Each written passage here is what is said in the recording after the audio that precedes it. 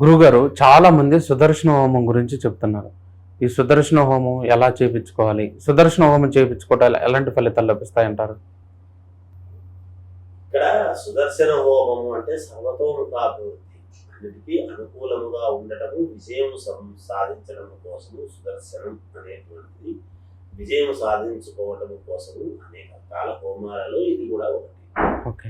ఎలా చేయాలి అనేటువంటిది ఏముంది, మనము బ్రాహ్మణులు పిలుస్తాము. ఆ రోజు అనుకూలంగా హోమం చేసుకుంటున్నటువంటి రోజు ఇల్లంతా శుద్ధి చేసుకొని మామూలుగా ఆవు పంచకంతోనో పసుపు నీళ్లతోనో ఇల్లంతా శుద్ధి చేసి ఇంట్లో చేసుకునే విధానం అయితే ఇంట్లో కొంచెం నిష్టగా 3 రోజుల ముందు నుంచే ఒక నిష్టగా ఉండటము, అయిన తర్వాత కూడా ఒక 3 రోజులు ఏమీ తినకుండా ఇది చేయకుండా ఉంటే దాని యొక్క ఫలితం అనేటువంటిది ఉంటుంది. ఎందుకు 3 రోజులు అంటున్నామంటే, ముందు 3 రోజులు, తర్వాత 3 రోజులు ఇది జరుగుతూ ఉన్నటువంటి రోజు ఒకటి, అంటే 7 రోజులు.